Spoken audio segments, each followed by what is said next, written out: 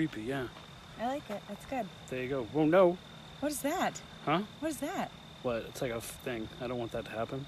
Find a face? What is it going on? No, nothing. Okay, there we go. It was kind of cool black and white, but it was not cool the other way. Hello. Welcome to Dripping on Legends. So this is our last location of the night. It's really great, like, flashlight stuff. So we went to, this is the barracks. This is the southernmost barracks.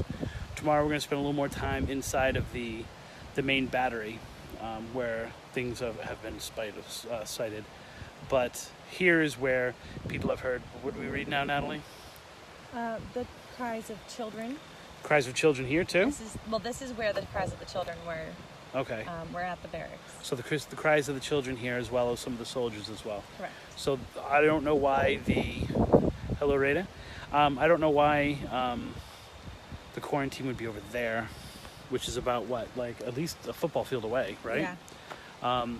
I'm going to show what's here, but this is pretty much the story of this area of it. I'm going to flip the camera around, just kind of show the flashlight. I mean, there's nothing There's really not here. much. Yeah, most of the buildings, we'll show in the pictures, most of the buildings are just the foundations, and not even the full foundations, just like all the way across. So we've set up our tape recorders just to see if anything. I think we set up the tape recorders. I had one. I have yours in my hand. Oh, okay. You have it in your hand. Okay. I'm like, I thought I set something up. Just to see if we can get anything, we get the cries or anything like that. But we just came from the hospital and what may have been the quarantine area. Now, it says there was a quarantine wharf, which I'm assuming is now gone. But at least the hospital itself, the morgue was used, and we believe that's where the morgue was used for the people who were in the Skyway Bridge accident.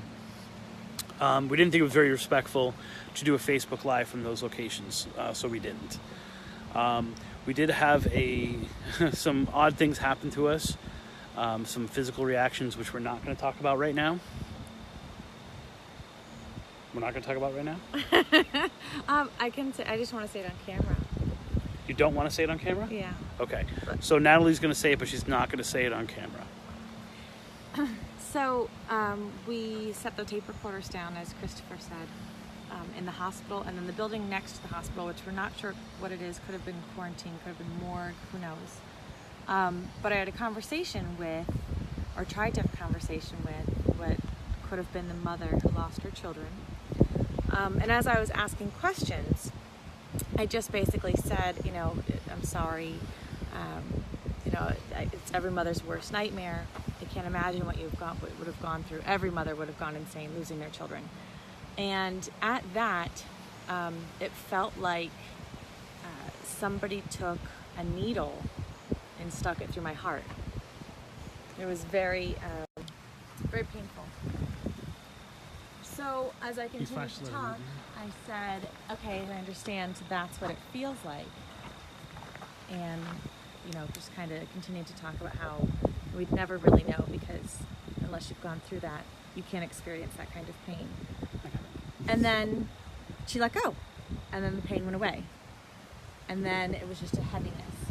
And then I just kind of said, okay, so that's what it feels like. Excruciating, inexplicable pain, and then a heaviness. And then I continued to talk to her for another 5 or 10 minutes after that. So we'll see if anything's on the recorder. But there was definitely a physical reaction that came and went.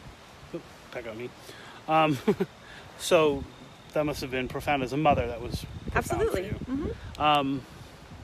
And it is one of those things where even like right here, right now, and it is horrifying and scary for them, like you said.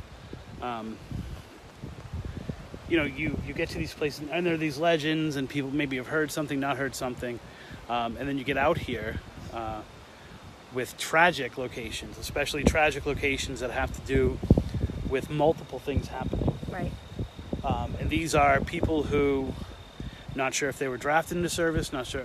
These were people who didn't intend to have to get letters home because they got sick. And you really feel that kind of seriousness here. Like, we're we usually aren't the kind of people who are like, woo, yeah, we're partying. Like, unless it's something really funny or fun or we're talking to someone. But you do get the solemn feel. The solemn feel of like Absolutely. what is going on here. And kind of, you can read stuff on the paper about the way things look. And I'm sure it didn't look different back in the day than it did here, that is now. But I mean, you get still how active this bay is. And how it must have been to be on these shores for some really long nights, hot days and long nights. We haven't had much of a mosquito problem yet. You just jinxed us. I know, but we're going to be leaving in a little bit. But probably tomorrow we're gonna have more than mosquito.